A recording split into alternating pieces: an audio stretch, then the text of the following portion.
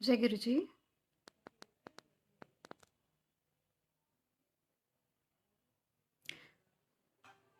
जय गुरु जी।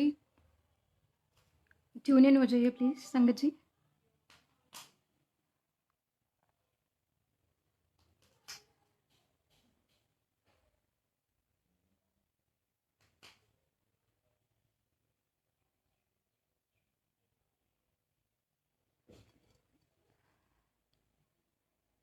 जय गुरु जी।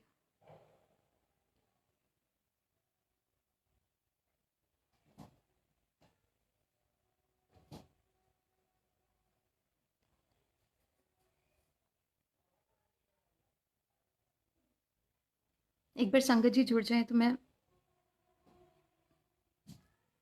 सत्संग शुरू करती हूँ फिर।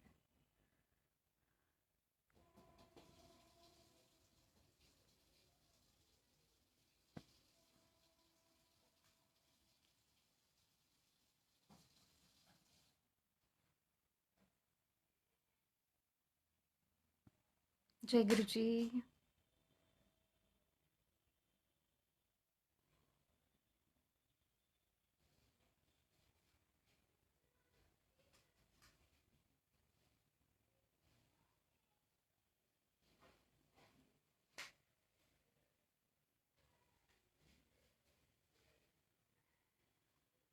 वीडियो प्रॉपरली वर्क कर रहा है ना? आवाज़ सही से आ रहा है ना? अगर आवाज़ वगैरह सब सही से आ रहा है तो एक बार प्लीज़ यस लिख दीजिए नीचे कमेंट्स में।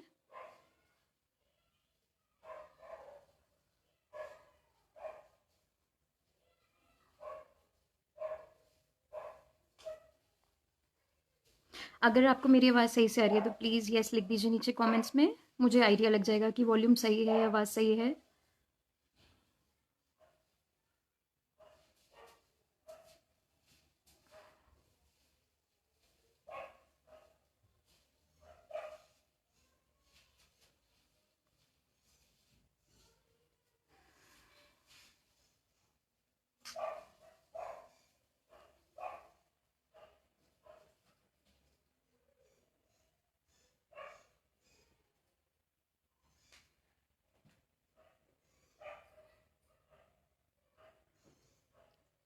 संगत जी प्लीज़ अगर आवाज़ सही से आ रही है तो एक बार मुझे बता दीजिए कमेंट्स में।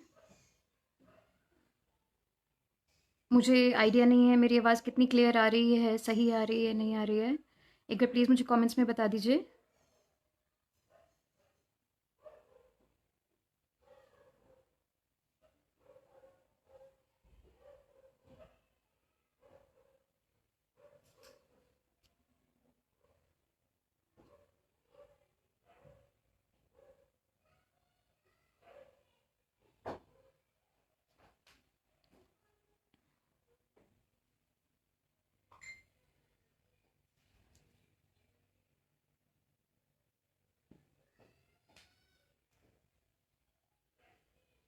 I think another 2 more minutes, फिर जितनी भी संगत कनेक्ट होती है विल बिगिन विद द सत्संग।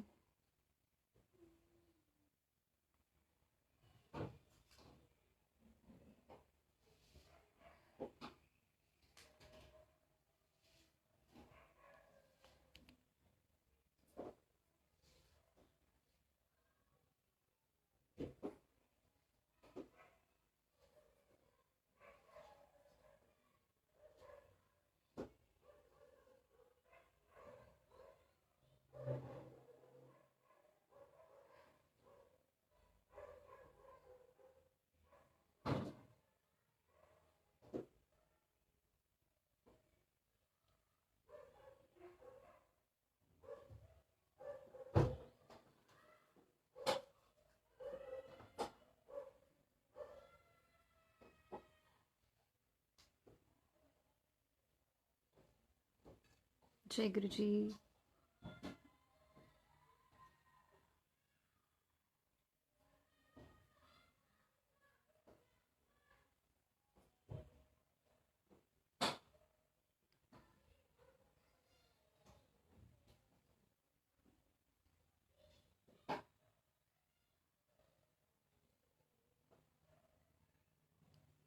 आई think let's begin with the satsang now. जय गुरु जी। गुरु जी को जय गुरु जी और सारी संगत को जय गुरु जी। गुरु जी का सत्संग, जैसे गुरु जी खुद कहते हैं कि हर हर पत्ता मेरी मर्जी से हिलता है। जब हर पत्ता गुरु जी की मर्जी से हिलता है, इसका मतलब हर हर क्षण, हर हर सेकंड, हर माइक्रो सेकंड जो भी हो रहा है, जो नहीं हो रहा है, सब मालिक की मर्जी से हो रहा है। और जब सब मालिक की मर्जी से हो रहा है, तो हर वो क्षण ही सत्संग है। हर वो मोमेंट, हर वो माइक्रो सेकंड डिवाइन मोमेंट ही तो है, क्योंकि वो सब गुरु जी तो कर रहे हैं। इट्स जस्ट दैट कि हमारी ह्यूमन आंखें उसको देख नहीं पाती। हमारी ह्यूमन आंखें बहुत वीक हैं गुरु जी की बड़ी बड़ी ब्लेसिंग्स देखने के लिए। मैं अपना सत्संग शुरू करती हूँ। गुरु जी ने इस जन्म में, वैसे तो हमें नहीं पता हम कब से गुरु जी से जुड़े हुए हैं, कितने जन्मों से गुरु जी से जुड़े हुए हैं। इस जन्म में गुरु जी ने मुझे अपने पास, अपनी शरण में 2004 में बुलाया था। 2004 में मेरे कॉलोनी में एक आंटी के घर सत्संग में आए थे गुरुजी। तो उस टाइम पे मॉम डैड और पूरी फैमिली को गुरुजी ने बुलाया सत्संग में। सत्संग में जब गए तो मम्मा ने गुरुजी से बोला, वो गुरुजी के कान में, कि गुरुजी मेरे ना पैरों में बहुत तकलीफ़ रहती है, मेरे पैरों में बहुत तकलीफ़ रहती है, सूजन रहती है।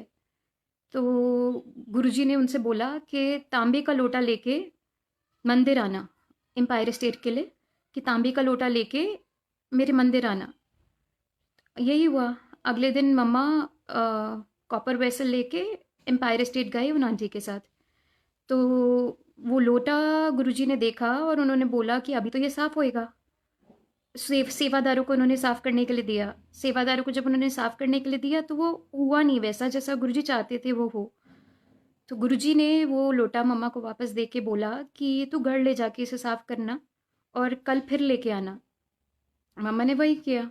मम्मा घर ले गए और फिर जैसे जैसे गुरुजी ने बताया था उसको साफ़ किया और अगले दिन लेके गए तो गुरुजी ने कहा अब ठीक है। उसके बाद गुरुजी ने उस लोटे में उस लोटे को अपने आगे रख के बस उसमें अपना मुखड़ा देखा और वो लोटा ब्लेस हो गया उनकी मेहर से। वो लोटा इतना ब्लेस्ड है कि मम्मा को उस टाइम पे कुछ नेगेटिविटीज़ हॉन्ट करती थी। नेगेटिव एनर्जी, जब पॉजिटिव एनर्जीज़ है तो नेगेटिव एनर्जीज़ भी हैं। कुछ नेगेटिव एनर्जीज़ उनको हॉन्ट करती थी। जब मम्मा ने उस लोटे से जल प्रसाद पीना शुरू किया और नहाना शुरू किया उससे, वो नेगेटिविटीज़ कहाँ गई हम में से किसी को नहीं पता। जिसके लिए मम्मा ने पता नहीं उस टाइम पे बैक देन कितने पंडितों से बात किया था, क्या क्या नहीं ट्राई किया था। वो नेगेटिविटीज़ हॉन्ट करती थी कॉन्टीन्यूली। वो सिर्फ गुरुजी का जल प्रसाद पीने से और उनके दर्शन से वो नेगेटिविटी सब छूमंतर हो गया, सब ठीक हो गया वो वाला सीन। उस टाइम पे मॉम डैड, चाची चाचू, ताई जी ताऊ जी, पूरा परिवार कनेक्ट हुआ। पर उस दिन हमारी आज्ञा नहीं थी, हम बच्चों की आज्ञा नहीं थी उस दिन हम लोग नहीं गए थे। बट जब नेक्स्ट विजिट थी तो मम्मा पापा हमें भी लेके गए। हम तीनों बच्चों को लेके गए। जब हमें वो लेके गए तो मैं उस टाइम पे बहुत ही बेवकूफ़ सी, 13-14 साल की टीनेजर थी। बहुत ही ज़्यादा बेवकूफ़ और बहुत ही ज़्यादा ओवर कॉन्फिडेंट और बहुत ही ज़्यादा लॉजिकल और ओवर प्रैक्टिकल, स्टूपिडली प्रैक्टिकल। उस टाइम पे बीइंग अ टीनेजर, गुरुजी सामने बैठे थे। मैं गई, मुझे था कि बाबा बैठे हैं, कोई कोई बाबा बैठे हैं, ठीक है, अभी मम्मी पापा जाते हैं, हमें लेके आए हैं, हम भी आ गए हैं साथ में। गए गुरुजी के चरण स्पर्श किए। उस टाइम पे कोई इंटरेस्ट नहीं था, जेन्युइनली उस टाइम पे कोई इंटरेस्ट नहीं था। गुरुजी के चरण स्पर्श किए और जैसे सब चल रहा था, शब्द सुना, बैठे, सब ऐसी फॉर्मेलिटी के लिए अटेंड किया। मतलब आई डोंट थिंक हम बच्चों का 0.1% भी उस समय इंटरेस्ट था उसमें, उस सत्संग में या गुरुजी में। कुछ कुछ भी नहीं। मतलब हम वहाँ होके भी वहाँ थे नहीं एक तरीके से। बाद में किसी ने मुझे लंगर के लिए बोला तो मैंने लंगर के लिए भी यही जवाब दिया था कि I am sorry, I am on a diet, मैं लंगर नहीं करूँगी। लंगर के लिए भी मेरा स्टूपिडली यही जवाब था। तो आप समझ रहे होंगे कि उस टाइम पे कनेक्शन तो बहुत दूर की बात है, मतलब इंटरेस्ट भी नहीं था, बस बहुत ही फॉर्मेलिटी वाली चीज़ थी। चले गए, सब हो गया। उसके बाद ऐसे चलता रहा, मॉम डैड जाते रहे, हमें ले जाते रहे। कभी हम जाते थे, कभी हम नहीं जाते थे। मुझे वहाँ जाने में सबसे ज़्यादा प्रॉब्लम होती थी, क्योंकि वहाँ पे वो छोटे छोटे वो चीटे नहीं होते, चीटे, वो चीटे होते थे वहाँ पे, और मैं बोलती थी वहाँ चीटे होते हैं बड़े सारे, मैं नहीं जाऊँगी, मुझे बहुत इरिटेशन होती है उन चीटों से। तो मेरा ये बहाना होता था वहाँ ना जाने का, स्टूपिड मच। तो बट फिर भी कभी-कभी मम्मा-पापा ले जाते थे ज़बरदस्ती, तो हम चले ही जाते थे। जब तक गुरुजी फिज़िकल फ़ॉर्म में थे, उस दौरान कई बार जाना हुआ गुरुजी के पास, उनके पास बैठना हुआ, सत्संग अटेंड करना हुआ, शब्द सुनना हुआ, लंगर करने को मिला, उनके चरण स्पर्श करने को मिला, सब करने को मिला। पर मैं इसे अपनी बदकिस्मती बोलूँ या गुरुजी की प्लानिंग बोलूँ या क्या बोलूँ, कि मैं उस टाइम पे जाती थी, उन्हें देखती थी, पर उन्हें देख के भी मैं नहीं देखती थी। आज मैं पूरी जी जान से कोशिश करती हूँ कि जितनी स्मृतियाँ मेरे सामने आ सकती हैं आ जाएँ, गुरुजी की जितनी झलक मेरे सामने आ सकती है आ जाए, वो कैसे हँसते थे, कैसे खाते थे, कैसे पीते थे, कैसे देखते थे किसी को, वो सब मैं चाहती हूँ आज कि मेरे सामने आ जाए, पर वो मेरे सामने नहीं आता। क्योंकि कभी मैंने अपनी निगाहों में उन सारी नज़ारों को बसाया ही नहीं। बसाना तो बहुत दूर की बात है, शायद शायद मैं उस लायक ही नहीं थी उस टाइम पे। गुरुजी ने मुझे कुछ टाइम बाद, जब जब मेरी रूह उनकी रूह से जुड़ी, जब मेरी रूह के कनेक्शन, जब मेरी रूह का तार उनकी डिवाइन एनर्जी से ट्यून इन हुआ, तब मुझे उन्होंने समझाया कि उस टाइम पे जब मैं उनके पास जाती थी, आपको पता है मैं क्यों उनको देख के भी नहीं देख पाई कभी, क्यों उनके पास होके भी उनको एहसास नहीं कर पाई, भगवान के पास होके भी कभी कुछ फील ही नहीं कर पाई, और आज मेरे पास जो मोमेंट्स हो सकते थे वो नहीं है। क्यों? क्योंकि उस टाइम पे मेरे अंदर बहुत सारी मैं थी। उस टाइम पे मेरा घड़ा, मेरा वेसल इतना ज़्यादा मेरी मैं से भरा हुआ था, इतना ज़्यादा मुझसे भरा हुआ था कि उसमें जगह नहीं थी गुरुजी के लिए। उसमें गुरुजी को देखने की जगह ही नहीं थी। गुरुजी ऐसे ही नहीं है कि कोई भी चल के चलते फिरते उनको देख लेगा। आप ये देखिए कि मेरा घड़ा मेरी मैं से इतना भरा हुआ था कि वो सामने बैठे हुए हैं, मैं उनके चरण छू रही हूँ, सब लाइव है, फिर भी मैं उनको नहीं देख पाई, फिर भी मैं उनको नहीं देख पाई। गुरुजी ने वहीं से मुझे ये चीज़ समझाई कि आपकी ईगो किस हद तक आपको लूज़ करवाती है चीज़ें, आपकी ईगो किस हद तक आपको आंखों पे पर्दा डाल देती है। आप जो चीज़ें देखने की होती हैं, जो तमाम ब्रह्मांड की सुंदर खूबसूरत जो एक्सपीरियंसेस होते हैं, आप कुछ नहीं देख पाओगे अगर आपके अंदर आपकी ईगो भरी पड़ी होगी, अगर आपके अंदर आप होगे, अगर आप खुद को आइडेंटिफाई करोगे खुद से कि आप हो, आप नहीं हो, आप सिर्फ गुरुजी हो, सिर्फ गुरुजी हो। उस टाइम पे ये तो गुरुजी ने 2013 में जब मेरा सोल वाला कनेक्शन बनवाया उन्होंने, मुझे तब समझाया। अब मैं बताती हूँ आगे का। 2007 में मॉम डैड हमेशा की तरह मंदिर जा रहे थे, छोटे मंदिर पहुंचे तो उन्हें पता लगा कि ऐसे ऐसे गुरुजी ने समाधि ले ली। पता लगा तो बड़े मंदिर जाने का सबने प्लान किया।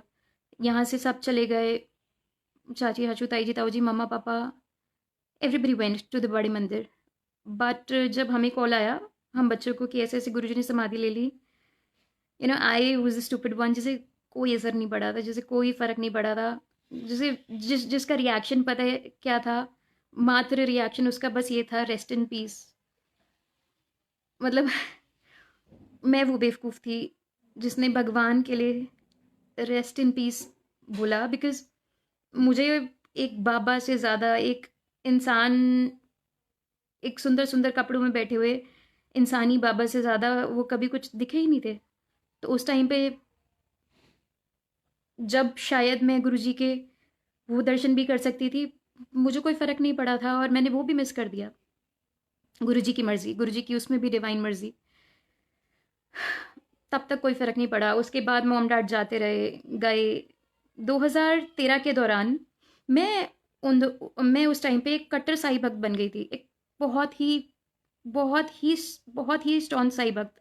मतलब इतना कि अगर आप मुझे बोल दो कि साईं बाबा के अलावा किसी को मानना है, तो I will be like my Baba is enough for me, why do I need somebody else. I never felt like I needed somebody else. उन्होंने मुझे बहुत चीज़ें रिवील की थी, दिखाई थी अपनी presence, and he was always there with me, there for me through thicks and thins. तो मेरे को कभी किसी की ज़रूरत ही नहीं महसूस हुई उस उस वाले दौरान में, गुरुजी के समाधि लेने के बाद और 2013 के पहले। उस दौरान 2013 में मेरा बर्थडे आता है 26 मई को। तो हम लोग प्लान कर रहे थे कि साई संध्या करेंगे, साईं बाबा से रिलेटेड कुछ करते हैं, लेट्स प्लान अप साई संध्या और समथिंग। तो मम्मा उसी के 1-2 हफ्ते पहले, मतलब मई के मंथ में, मिड मई में बड़े मंदिर जाते हैं। तो एक आंटी उनको मिलते हैं, जैसे लौटते हुए शटल सेवा दिलवाते हैं ना गुरुजी। तो एक आंटी को मॉम डैड के साथ कार में बिठा के आंटी को, आंटी मम्मा को बोलते हैं कि आंटी गुरुजी आपके घर आना चाहते हैं। मॉम डैड आर लाइक गुरुजी घर आना चाहते हैं, बट गुरुजी हैज़ तो लेफ्ट, मतलब द फिजिकल फॉर्म, तो घर आना चाहते हैं, वी डिडंट गेट इट। तो आंटी मॉम डैड को बोलते हैं कि आंटी गुरुजी आपके घर सत्संग में आना चाहते हैं, सत्संग कराना चाहते हैं वो आपके घर, और आपके घर आना चाहते हैं। ओके फिर मॉम डैड घर आए, उन्होंने हमसे बात की, एंड उन्होंने बोला कि गुरुजी की डिवाइन प्लानिंग्स और उनकी मर्जी कैसे चलती है। घर आए मॉम डैड ने बोला कि 26 मई को तुम्हारे बर्थडे पे हम प्लान कर रहे थे Sai Sandhya, why don't we just do a satsang. अभी मैं उस टाइम पे मना कर सकती थी, बट गुरुजी की मर्जी के आगे किसकी चलती है। उस टाइम पे मैंने भी बोल दिया कि ठीक है, कुछ अच्छा होना चाहिए, कुछ अच्छा करने से मतलब है, तो लेट्स जस्ट गो फॉर सत्संग। ठीक है, तो गुरुजी ने उस टाइम पे प्लान करा दिया कि 26 मई 2013 को घर पे पहली बारी वो आएंगे सत्संग में। कूल, सत्संग की तैयारियां शुरू होती हैं, सब होता है। मार्केट जा रहे हैं हम लोग डिस्पोजेबल्स वगैरह लेने के लिए, एंड मुझे कार में पीछे की सीट पे बैठे हुए ऊपर मून मून गेजिंग करते हुए मेरे को ऐसा लग रहा है कि मुझे मून में गुरुजी दिख रहे हैं। And I am speaking to myself कि योर स्टूपिड यार, ऐसे थोड़ी होता है कि मून में गुरुजी दिख रहे हैं, मून में कोई भी कैसे दिख सकता है, दिस इज स्टूपिड, ये तेरा दिमाग बोल रहा है, जस्ट बिकॉज तू इतना तैयारियों व्यारियों में लगी हुई है and all that. You know, मैं अपने आप को ऐसे बोल रही हूँ कि ऐसे थोड़ी होता है यार, ये क्या पागलपंती है, ऐसे थोड़ी हो सकता है। मैं उस चीज़ को नहीं मानती कि मुझे वाकई में मून में गुरुजी के दर्शन हो रहे हैं या हो सकते हैं, and I just let that be. उस चीज़ को मैं ऐसे ही छोड़ के घर आ जाती हूँ, एंड घर आके जैसे रिलैक्स होने के लिए फ़ोन उठाती हूँ, फेसबुक खोलती हूँ। तो फेसबुक खोल के गुरुजी के ही किसी एक ग्रुप पे सबसे पहली पोस्ट कि आज गुरुजी के चांद में दर्शन, एंड आई एम लाइक आज गुरुजी के चांद में दर्शन, आई मीन दैट वाज गुरुजी यार, दैट वाज गुरुजी। मतलब गुरुजी मेरी ईगो को, मेरे लॉजिक को तमाचा मार रहे थे, मेरे लॉजिक को बता रहे थे कि बेटा मैं था, it was me, it was very much me. तू अपने लॉजिकल माइंड से सोच रही है ऐसे थोड़ी होता है, ऐसे थोड़ी हो सकता है, ऐसे कैसे गुरुजी के चांद में दर्शन हो जाएंगे, ये तो स्टूपिड बात है, ऐसे थोड़ी होता है। गुरुजी ने वो मैसेज, मतलब फेसबुक फोन उठाते ही, फेसबुक खोलते ही सबसे पहला मुझे पोस्ट गुरुजी के ग्रुप का दिख रहा है, और वो भी ये दिख रहा है कि आज गुरुजी के चांद में दर्शन। So that was Guruji telling me कि that was very much him. तो ठीक है, पहली चीज़ ये हुई, and I was like okay that's weird, but ठीक है, इतना उस टाइम पे भी, अभी ऑब्वियसली इतना दिमाग तो बहुत ही ज़्यादा था अपने अंदर, तो उस टाइम पे भी उस चीज़ को इतनी वैल्यू नहीं दी।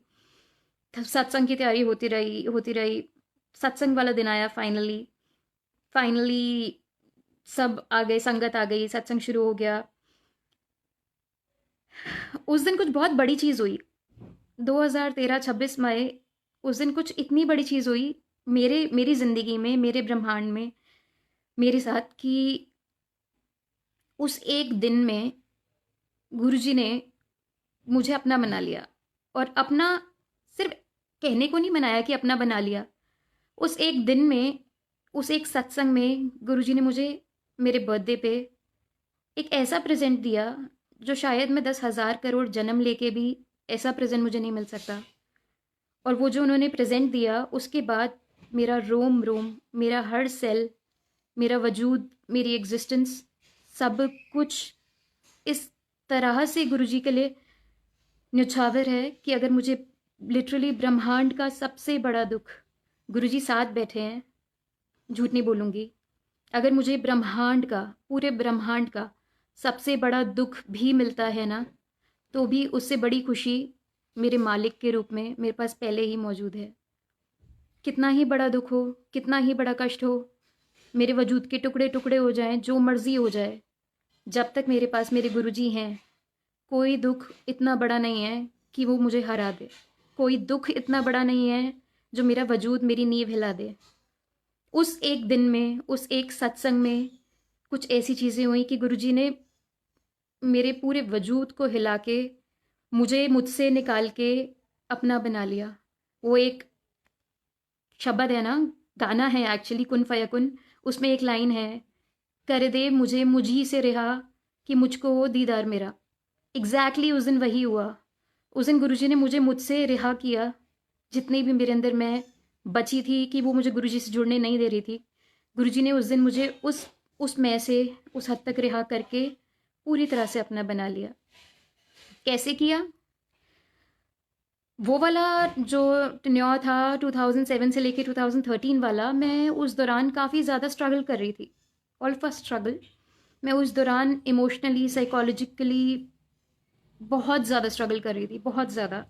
इस हद तक कि मैं एक दिन चर्च जाके रोते रोते मैंने भगवान के आगे, मतलब मैं जीसस के पास गई थी, और जीसस के पास जाके मैंने रोते रोते घुटनों के बल गिर के ये बोल दिया था कि आपने इतना इतना मिजरेबल सी लाइफ दी हुई है और इतना मिजरेबल बनाया हुआ है कि nobody, literally literally nobody wants मी।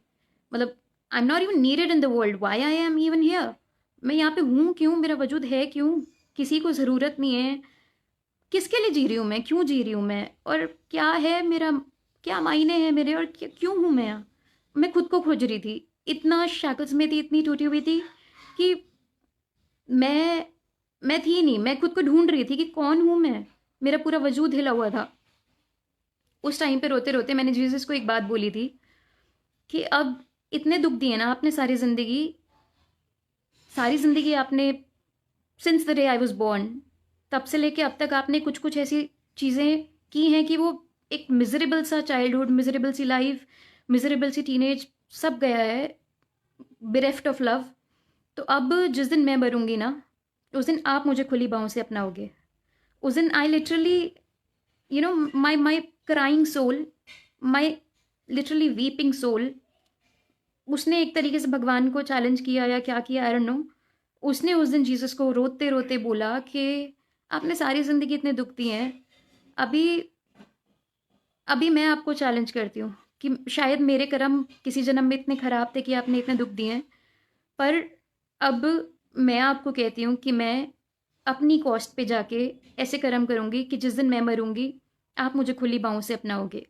ये मैंने उस दिन जीसस को चैलेंज किया था रोते रोते कि अब मैं जिस दिन मरूंगी, जब भी मरूंगी, उस दिन आप मुझे खुली बाहों से अपनाओगे। उसके पहले मैंने काफ़ी सुइसाइडल अटेम्प्ट्स किए थे, failed suicidal attempts, I am glad they failed. तो ये चीज़ मैंने उस दिन भगवान को बोली। अब बिलीव नहीं करोगे, उस दिन जो सत्संग हुआ ना 2013 में, जब मैंने बोला कि मेरी पूरी ज़िंदगी बदल गई, मेरा वजूद पूरा बदल गया, उस दिन जब कैंडल्स लाइट हुई, सब हुआ, तो पता है एकदम से मुझे गुरुजी कुछ बोलते हैं, मतलब वियर्ड मच, मतलब मेरा कोई कनेक्शन नहीं है, कुछ नहीं है, और Guruji speaks to me and you know what he says. जो बात सिर्फ मेरे और जीसस के बीच में थी, जो बात सिर्फ जीसस क्राइस्ट और मेरे बीच में थी, और किसी ने सुना भी नहीं था, क्योंकि चर्च भी उस टाइम पे खाली पड़ा था।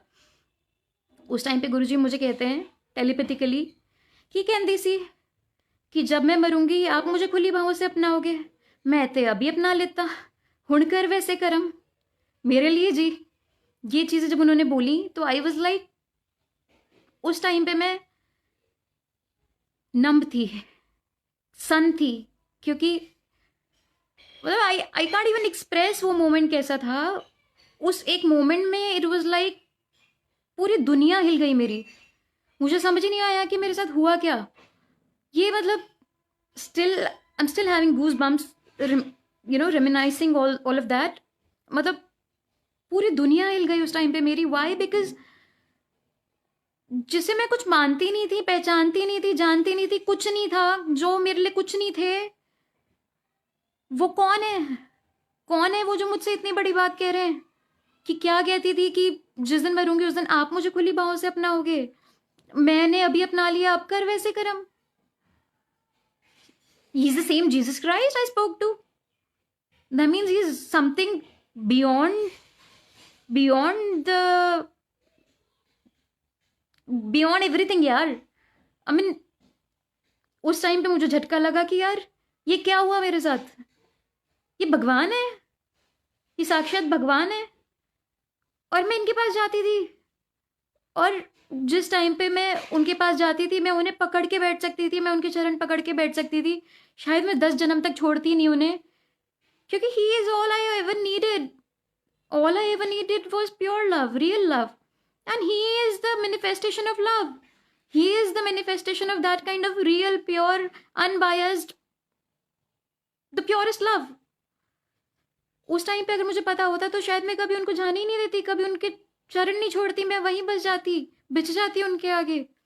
और मैंने ऐसे भगवान को शायद कभी पहचाना ही नहीं, कभी नहीं पहचाना. उल्टा पता नहीं कितना इग्नोरेंट होके बैठती थी मैं. उस एक पर्टिकुलर मोमेंट में मेरी पूरी दुनिया हिल गई. और फॉर सम रीज़न मैं उस एक दिन को 26 मई को बहुत मनूजन मानती थी. मैं उसे अपनी लाइफ का सबसे वाहियात दिन मानती थी. इस हद तक कि जिस दिन वो दिन आने वाला होता था तो मैं डरती थी कि अब पता नहीं क्या बुरा होगा इस दिन. बहुत बहुत डरती थी मैं उस दिन से. और मेरे को वो दिन शुरू होने से पहले ही मैं बहुत ज़्यादा इमोशनली फ्रजाइल हो जाती थी, बहुत फ्रजाइल हो जाती थी, कि मैं मतलब बेयर ही नहीं कर पाती थी वो दिन काटना. उस पर्टिकुलर डे को गुरुजी ने मेरी लाइफ का सबसे ब्लेस्ड डे बना दिया.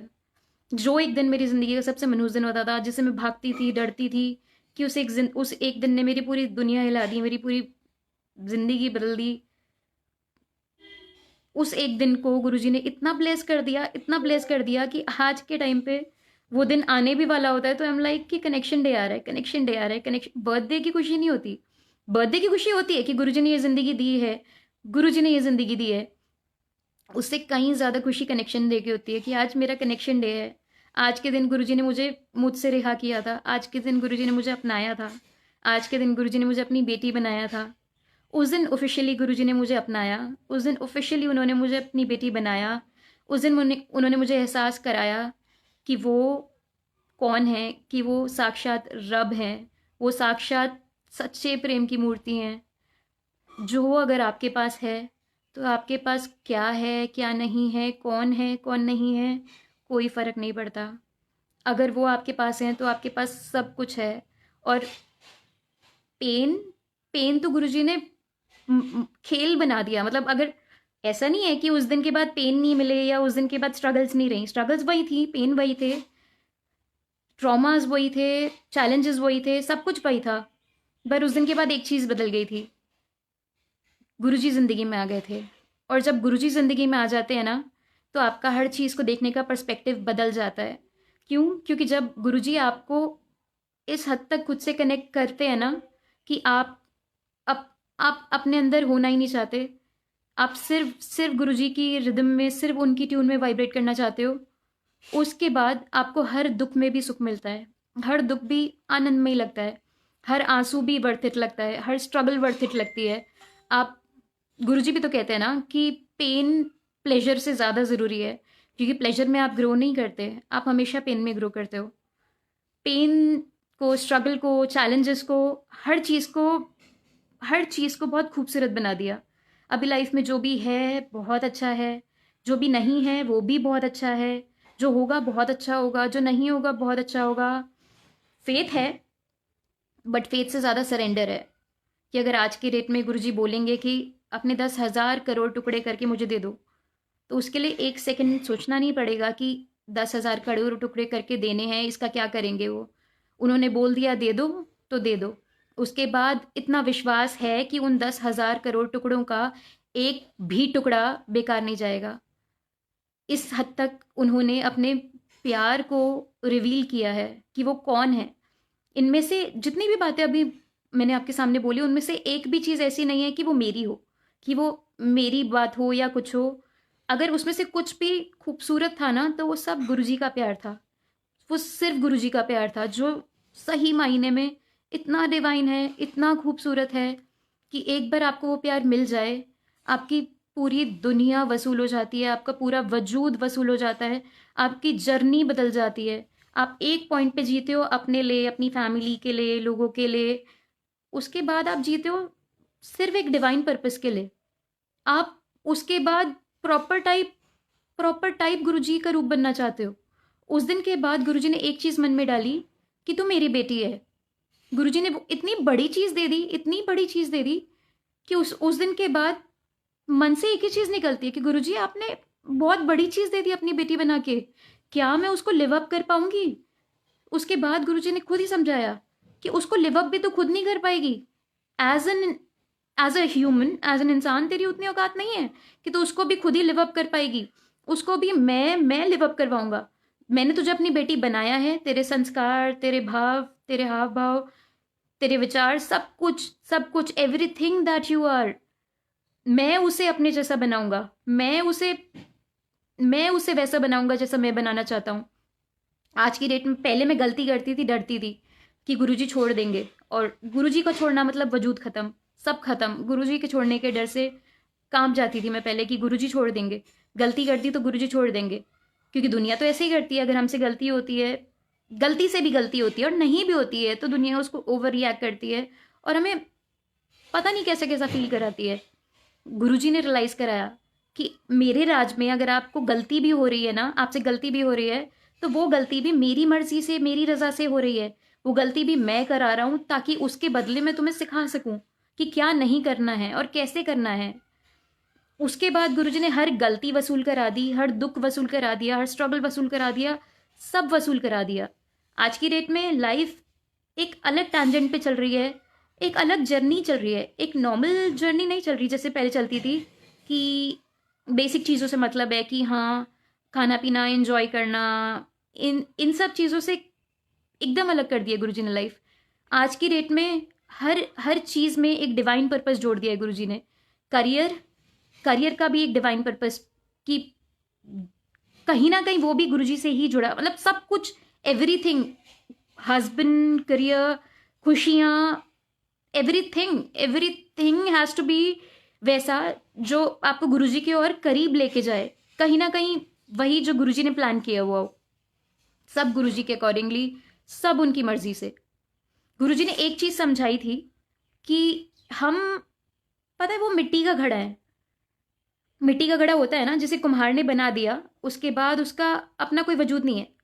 मिट्टी का घड़ा कुम्हार ने बना दिया, उसको रख दिया, उसके बाद क्या अपना कोई वजूद है? अपने आप से वो कुछ कर सकता है? नहीं कर सकता। जब तक उसमें पानी डालने वाला पानी ना डाले, जब तक पानी निकालने वाला उसमें से पानी ना निकाले, जब तक कोई और उस घड़े को यूज़ ना करे, तब तक उसका अपना कोई वजूद है? कोई वजूद नहीं है उसका अपने आप में वो कुछ भी नहीं कर सकता। It's a waste. जैसे मिट्टी में से बनाया है कुम्हार ने उसको, वो एक दिन वापस मिट्टी में जाके मिल जाएगा। गुरुजी ने समझाया कि हम वही मिट्टी के घड़े हैं, हम एग्जैक्टली वैसे ही मिट्टी के घड़े हैं जिसे रब ने बना दिया, लेकिन अपने आप से कुछ नहीं कर सकते हम उस घड़े का। हम सोचते हैं हम हैं, मैं कर रहा हूँ, मैंने लिखा ये, मैंने बनाया ये, मैंने किया है ये, मैंने सेवा की है, मैंने सत्संग किया है, मैंने बोला है। कुछ नहीं कर सकते हम अपने आप, हम कुछ है ही नहीं। हम वही मिट्टी का घड़ा है जिसकी अपने आप में कोई कोई एग्जिस्टेंस नहीं है, कोई वजूद नहीं है। उस मिट्टी के घड़े में डलने वाली एनर्जी, उस मिट्टी के घड़े में डलने वाला पानी, उस मिट्टी के घड़े में डलने वाला जो भी है, वो उस डालने वाले का है, वो गुरुजी हैं। गुरुजी हमारे अंदर वो डिवाइन एनर्जी डालते हैं, जो फ्लो होती है। हम जो भी करते हैं वो वही कर रहे हैं, हम बस एक वो मिट्टी का घड़ा है, हम उससे कुछ ज़्यादा नहीं है। वो मिट्टी का घड़ा हमारी हमारी पूरी एग्जिस्टेंस, पता है वसूल कब होती है? हमारी एग्जिस्टेंस वसूल ही तब होती है जब हम अपनी असली मौज उस मिट्टी के घड़े तक रहने में ही मानते हैं कि हाँ, हमारी असली मौज, हमारी असली वैल्यू, असली खुशी, असली सक्सेस उस मिट्टी के घड़े के जैसे बनने में ही है, जिसमें हमें समझ में आ रहा है कि हम अपने आप में कुछ नहीं है, ऊपर से वो डाल रहा है उसकी उसकी मर्जी, और जो मिट्टी का घड़ा वो दे रहा है वो भी उसी की मर्जी, हमारा कुछ भी नहीं है। और सोचिए हम तो कितने ब्लेस्ड हैं, कितने ब्लेस्ड हैं कि उस मिट्टी के घड़े में गुरुजी की डिवाइन एनर्जी जा रही है, और उस मिट्टी के घड़े से आ भी गुरुजी की डिवाइन एनर्जी ही रही है जो दुनिया में बट रही है। हम कितने ब्लेस्ड हैं, मतलब हमारी तो पूरी एग्जिस्टेंस एक एक सांस वसूल है, क्योंकि सब कुछ गुरुजी के लिए है, सब कुछ उनसे जुड़ा हुआ है। गुरुजी गुरुजी के बारे में एक्चुअली इतना कुछ होता है बोलने के लिए कि समझ नहीं आता कि कहाँ से शुरू करो, कहाँ ख़त्म करो। और सबसे बड़ी बात, एज अ ह्यूमन अपने बस की भी नहीं है। अगर हम सोचें कि हम गुरुजी के बारे में बात करेंगे, हम गुरुजी की महिमा करेंगे, तो हम नहीं कर सकते, क्योंकि हमारी ह्यूमन आइज, हमारी ह्यूमन विजन उन्हें समझ ही नहीं सकती। हमारी ह्यूमन विजन उन्हें हमेशा गुरुजी के रूप में देखेगी। वो गुरुजी जो हमारी मन्नतें पूरी करते हैं, मुरादें पूरी करते हैं, हमें ब्लेस करते हैं, हमारी बीमारियां हटते हैं, हमारे कष्ट हटते हैं, हमें स्टेबल करते हैं फाइनेंशियली, मेंटली, इमोशनली, फिजिकली। हमारी ह्यूमन विजन वहीं तक जाती है। गुरुजी आपको एक स्पिरिचुअल विजन से ब्लेस करते हैं। गुरुजी आपको इतना झंझोड़ देंगे, इतना इतना झंझोड़ देंगे, जैसे वो खुद कहते हैं मैं नींबू की तरह निचोड़ता हूँ। वो आपको इतना झंझोड़ देंगे कि आप एक टाइम पे अपने आप से इतना खाली हो जाओगे कि गुरुजी आपके थ्रू फंक्शन करेंगे। उसके बाद आप नहीं चाहोगे आप रहना। उसके बाद आप चाहोगे वही कि आप बस रहो और उसके थ्रू गुरुजी रहें, उसके थ्रू गुरुजी करें जो भी वो करना चाहते हैं, जो भी वो करना चाहते हैं। आप पूरी एग्जिस्टेंस उसी में वसूल फील करोगे जब गुरुजी ये करते हैं। तो सत्संग मेन वाले बताती हूँ और मैं कुछ सालों पहले मम्मा बीमार पड़े थे। उनकी स्किन में एलर्जी शुरू हुई थी। डॉक्टर ने एक्चुअली डायबिटीज़ की दवाई बदली थी, तो उनकी स्किन में एलर्जी सी शुरू हुई थी। उस दौरान मैं ऐसे ऐसे एक दिन बैठी हुई थी, शब्द सुन रही थी। शब्द सुनते सुनते मेरे को टेलीपैथी से गुरुजी कहते हैं 7 दिन सत्संग करना है। आई एम लाइक 7 दिन सत्संग करना है, व्हाट आर यू सेइंग? मतलब, और ये काफ़ी पहले की बात है। आई एम लाइक 7 दिन सत्संग करना है, वो भी लगातार। आई एम लाइक अच्छा। मेरे को बहुत ओवरवेलमिंग लगा कि 7 दिन सत्संग करना है लगातार। आई वाज लाइक ओके, मतलब ऑब्वियसली जब गुरुजी ने बोला है तो that has to be followed. ठीक है। उसी दिन से गुरुजी ने वो सत्संग शुरू कराए। 7 दिन लगातार घर में सत्संग हुए। हमें नहीं पता था वो सत्संग क्या है, क्यों हो रहे हैं, क्यों गुरुजी ने बोले हैं 7 दिन लगातार सत्संग करने हैं। और टेलीपैथी के थ्रू शब्द सुनते हुए बोले हैं उन्होंने। मतलब कई बार ये अपना ह्यूमन माइंड डाउट भी करता है ना कि यार ये क्या really, is it for real, क्या सही सुना मैंने, वैसी वाली चीज़ें। हाँ, बट ठीक है, ये भी था कि गुरुजी ने बोला है तो करना है। ठीक है, किया। 7 दिन सत्संग हुआ, बहुत अच्छे से हुआ। उस दौरान मम्मी की जो एलर्जी थी वो एक बड़ा ही वियर्ड रूप में बदलती रही। मतलब वो एलर्जी रैशेस से शुरू हुई थी बस, और वो रैशेस छोटे छोटे ब्लिस्टर्स बनने लग गए। छोटे छोटे ब्लिस्टर्स बनते बनते वो और बड़े ब्लिस्टर्स बनने लग गए। ग्रेजुअली वो प्रॉपर बुल्लेज बनने लग गए। बुल्लेज एज एन लाइक, जैसे फोड़े नहीं होते, जैसे जलने के बाद हो जाते हैं बड़े बड़े। एक टाइम पे वो ब्लिस्टर्स कम से कम इतने बड़े, इतने बड़े, इतने बड़े, मतलब इतने इतने बड़े फोड़ों के रूप में बदल गए। Imagine somebody with their entire body covered with bullets like that, जैसे आपकी 75 to 80% बॉडी जल गई हो, वो वाली हालत थी उनकी। मतलब लिटरली, मतलब हियर टू टो, इतने बड़े बड़े बुलेज, लाइक 75 to 80% बॉडी जल गई हो, वो वाली हालत थी उनकी उस टाइम पे। हमें तो कुछ समझ नहीं आया ये हुआ क्या। एकदम ही ग्रेजुअली बढ़ा। तो डॉक्टर के गए। डॉक्टर के जब गए, उसी दौरान उनकी बायोप्सी भी हुई थी कि व्हाट इज़ इट। डॉक्टर ने कहा कि बायोप्सी की रिपोर्ट तो अभी आ नहीं पाएगी, अभी लगेगा उसमें टाइम। तो डू वन थिंग, इस कंडीशन में तो हमें 100% इनको हॉस्पिटलाइज कराना पड़ेगा। उन्होंने एम्स के 2 डॉक्टर्स के नाम दिए एंड ही सेड कि आप एम्स में इन्हें एडमिट करा दो, इन दोनों डॉक्टर्स की सुपरविजन में। अब एम्स का तो एकदम ऐसे नहीं मिलता, एकदम ओवरनाइट ऐसे पॉसिबल नहीं है। वी ट्राइड आवर बेस्ट कि कोई कंटैक्ट निकल जाए, कुछ हो जाए, डिडंट वर्क आउट, नहीं हुआ कुछ भी। तो क्या करते, कोई ऑप्शन नहीं था। उन्होंने बोला कि सुबह आना एंड ऑल दैट, तो सुबह लेके गए अगले दिन। जब तभी भी कुछ नहीं हो रहा था तो dad was like let's just take her somewhere else.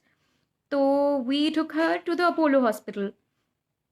Apollo में गए। अपोलो में जाने के बाद उन्होंने पूछा कि कौन से डॉक्टर के सुपरविजन में आपको कराना है एडमिट। वी नो कौन से डर्मैट्स थे वहाँ पे। तो ऐसे ही मेरी कज़न ने देखा and she just blurted somebody's name. मतलब एक डर्मैट का नाम उन्होंने ऐसे ही ब्लर्ट कर दिया, डॉक्टर दिस दिस दिस। तो ठीक है, क्योंकि उस टाइम पे बस हमें ये था कि एडमिट होना है हॉस्पिटल में। क्योंकि मम्मा की कंडीशन बहुत मिजरेबल थी, बहुत मिजरेबल, इतनी मिजरेबल कि अगर वो ब्लिस्टर फूट जाता था तो उसमें से पानी बस खून पता नहीं क्या निकल जाता था, and she was in extreme extreme excruciating pen. तो उस टाइम पे एडमिट हो गया, अपोलो में एडमिट हो गए हम, एंड मतलब मम्मा को एडमिट करा लिया। देन इवनिंग में I went to see this doctor, ये जो मम्मा के पहले वाले डोमैट थे जिन्होंने बोला था कि एम्स में एडमिट कराने उनको। मैं मम्मा की कुछ मेडिकल वेडिकल के लिए वो स्कूल में डिपॉजिट कराने के लिए डॉक्टर से मिलने गई थी, तो डॉक्टर ने पूछा कि तुमने करा दिया एडमिट? आई वाज लाइक कि अपोलो में कराया हमने, बिकॉज एम्स में ऐसे पॉसिबल नहीं हो पाया। तो डॉक्टर वाज लाइक कि अच्छा अपोलो में कराया है तो do one thing, doctor Ram ji को मिलो। डॉक्टर राम जी ने ये इस पर्टिकुलर चीज़ में स्पेशलाइजेशन की हुई है। ये जो बीमारी थी इसका नाम है बुलस पेम्फिगॉइड। ये मम्मा को डायबिटीज़ की गलत मेडिसिन लेने की वजह से हो गया था, बुलस पेम्फिगॉइड। तो it's an auto immune disorder. तो वो डॉक्टर का नाम तो उन्होंने बता दिया कि उन्हें कंसल्ट करो। मैंने जब बताया तो यू नो कज़न वगैरह गए डॉक्टर के पास अपोलो में कि हाय डॉक्टर, ऐसे ऐसे आपके लिए हमें बताया गया है और ऐसे हमारा पेशेंट बहुत क्रिटिकल है, वी नीड यू हेल्प। तो weird enough the doctor says कि आप एक काम करो, आप डिस्चार्ज लो और लाजपत नगर में मेरे क्लिनिक पे आओ। अभी वो तो पॉसिबल नहीं था, बस ममा की हालत was very miserable, I mean possible ही नहीं था कि हम उन्हें डिस्चार्ज कराएं।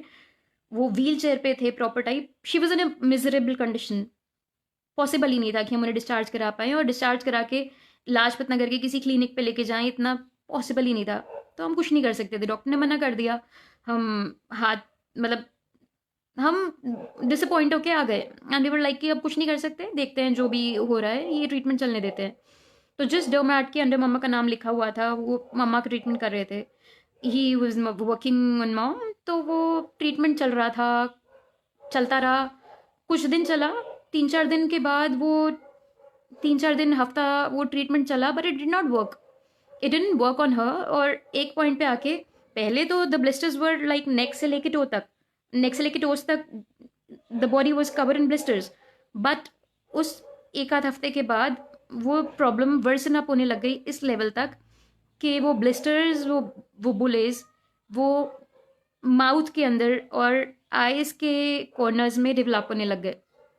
अब ऑब्वियसली प्रॉब्लम वर्सन अप हो रही है, तो डॉक्टर से बोला कि ऐसे कैसे, डॉक्टर भी परेशान कि क्या करे क्या ना करे। एक दिन एक दिन क्या होता है कि मतलब 7 मार्च का टाइम है, आई थिंक वो 7 मार्च महाशिवरात्रि थी। मैंने अपने फ्रेंड को बोला कि यार मैं तो जा नहीं सकती, do one thing, go to the बड़े मंदिर, गेट जल प्रसाद। उस टाइम पे जल प्रसाद प्रॉपर मिलता था मंदिर से। तो मैंने उसको बोला जल प्रसाद लेके आ यार तू मम्मी के लिए। वो गया और उसने मुझे अपोलो में जल प्रसाद पकड़ा दिया। जल प्रसाद उसने पकड़ाया तो मॉम को रात को ड्रेसिंग के टाइम पे वो जल प्रसाद से ही ड्रेसिंग किया, एंड जो दवाइयाँ देनी थी वो भी जल प्रसाद के साथ ही दिया। सब जल प्रसाद का अच्छे से मतलब मम्मा को दिया। तो वो लेके मम्मा सो गए, वो लेके इंजेक्शंस वगैरह लेके सब मम्मा सो गए। मैं भी उनके साथ, I used to stay with her रात को, तो मैं भी साथ में सो गई, मतलब साथ वाले उस पे अटेंडेंट वाले बेड पे। थोड़ी देर बाद she wakes up and she says कि तनु मेरे को ना बहुत ज़्यादा स्क्रैच करने की अर्ज हो रही है। मैम लाइक क्या बात कर रहे हो, उंगली रखने की जगह है नहीं, स्क्रैच कैसे करोगे? तो शी इज़ लाइक कि मेरे को बहुत बेचैनी हो रही है, अनकंट्रोलेबल बेचैनी हो रही है, और मेरे को स्क्रैच करने की अर्ज हो रही है बहुत ज़्यादा। आई एम लाइक यार कैसे करूँ मैं, गुरुजी कैसे होएगा ये, मतलब यहाँ तो उंगली रखने की जगह नहीं है, मैं कैसे स्क्रैच करूँ? तो मम्मा वाज लाइक मुझे कुछ हो रहा है, समथिंग्स हैपनिंग टू मी, मुझे कुछ हो जाएगा, कुछ कर। आई वाज लाइक मैं कुछ नहीं कर सकती, आप कोई नहीं, आप गुरुजी का नाम लो, आप ठंड पाओ, गुरुजी का नाम लो। बट उनकी हालत मिजरेबल, बहुत मिजरेबल, पता नहीं उन्हें क्या फील हो रहा था उस पर्टिकुलर टाइम पे, क्या था। शी इज लाइक मुझे तू स्क्रैच कर, इच कर तुम। आई वाज लाइक मैं नहीं कर सकती, जगह ही नहीं है, मैं कैसे करूँ, और वो फोड़ों पे मैं छूऊंगी भी तो वो फट जाएंगे, and it will be disaster. उन्होंने क्या किया, उन्हें पता नहीं क्या हो रहा था उस टाइम पे, और मैं कुछ नहीं कर सकती थी उस टाइम पे, आई वॉज हेल्पलेस। तो मॉम ने उस टाइम पे अपनी बेचैनी में मुझे पीछे धक्का दिया, मुझे पीछे धक्का देके she scratched her own self. उन्होंने लिटरली, यू नो, पता नहीं क्या रेस्टलेसनेस थी उन्हें उस टाइम पे, शी स्क्रैच्ड हर सेल्फ, टंग टंग, मतलब प्रॉपर स्क्रैच किया उन्होंने अपने आप को।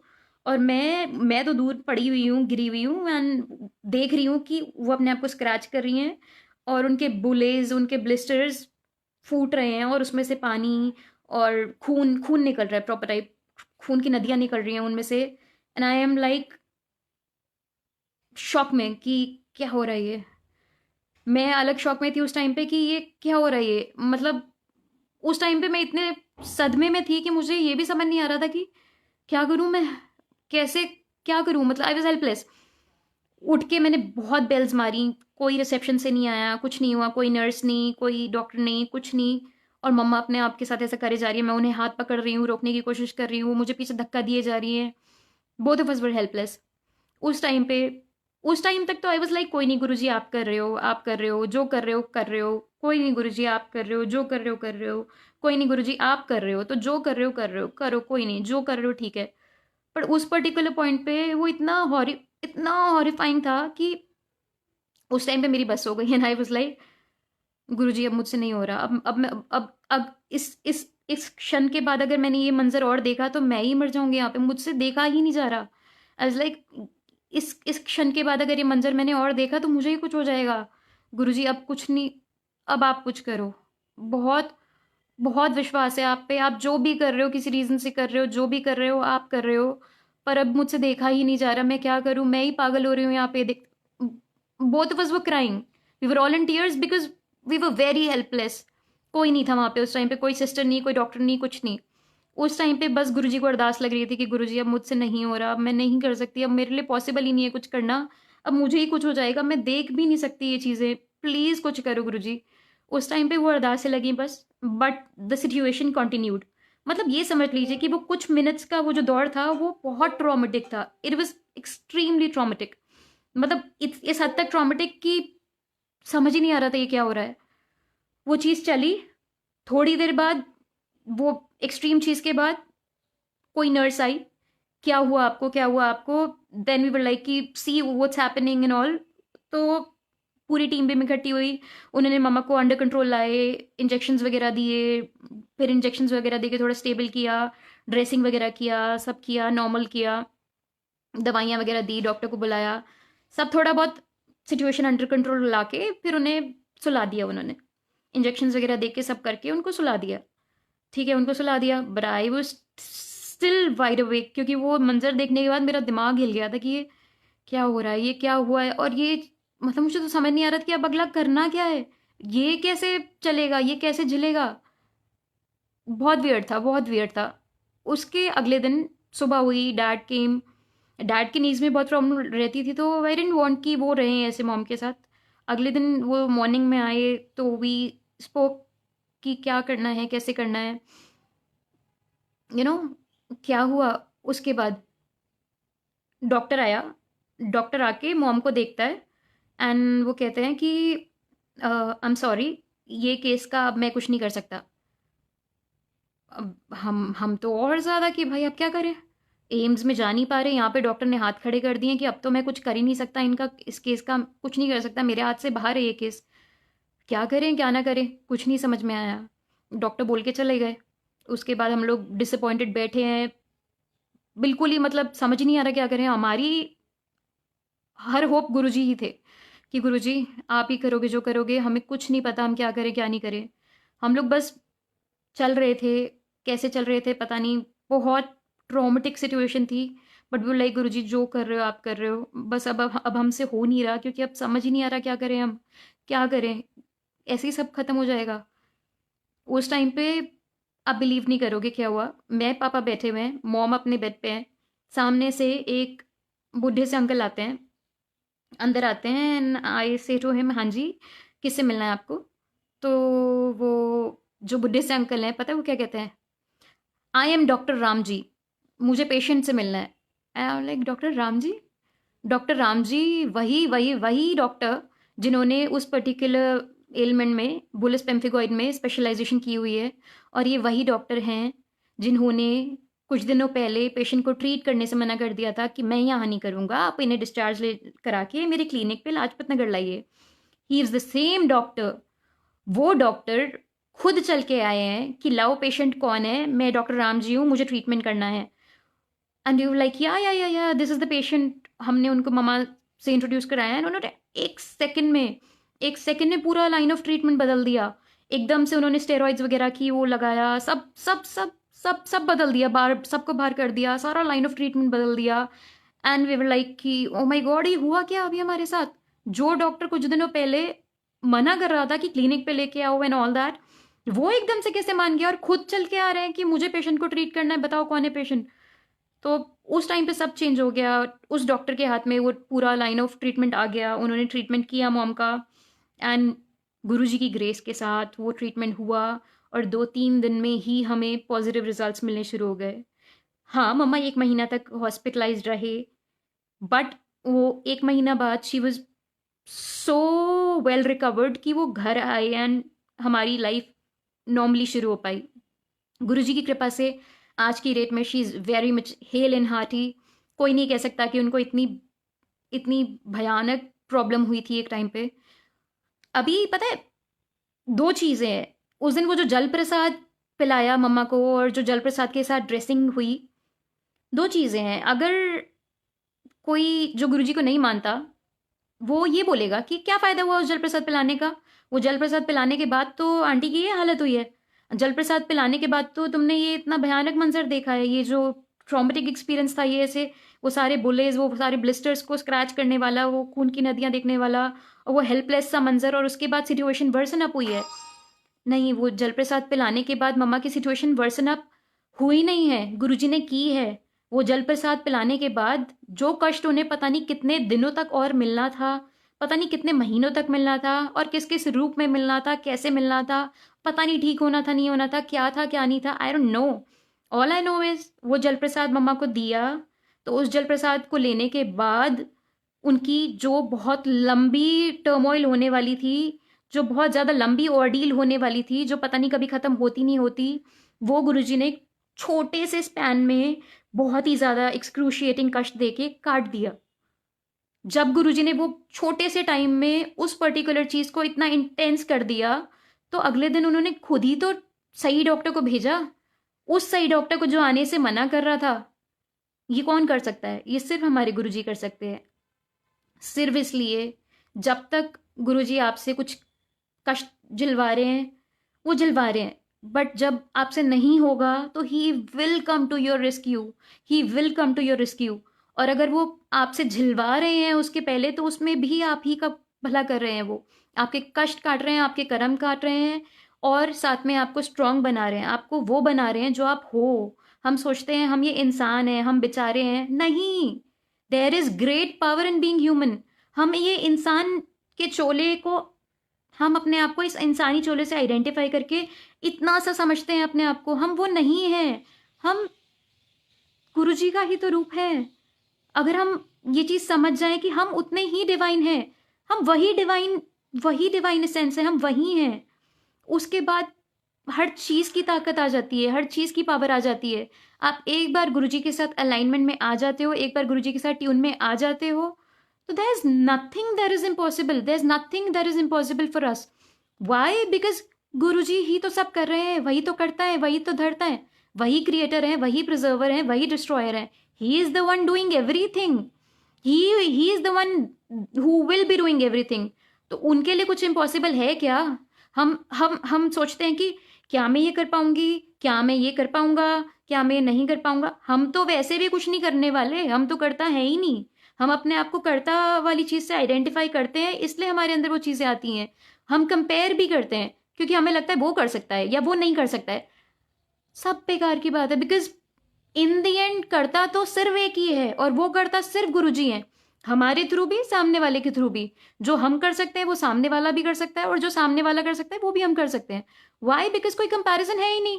वो भी उतना ही गुरुजी है जितना हम गुरुजी हैं, और जितना हम गुरुजी हैं वो भी उतना ही गुरुजी है। गुरुजी का एक हाथ गुरुजी के दूसरे हाथ से ज्यादा कम या ज्यादा कैसे हो सकता है? और गुरुजी का एक हाथ उनके दूसरे हाथ से कम या ज्यादा इंपॉर्टेंट कैसे हो सकता है? गुरुजी हर गुरुजी इज नॉट जस्ट अ बाबा, जो not just a Guru, he is a गुरु। वो डार्कनेस को मिटा के आपकी वर्ल्ड में लाइट लाते हैं, ही इज अ गुरु। वो आपकी इग्नोरेंस को मिटा के आपको इनलाइटन करते हैं, he is a Guru, he is definitely a Guru.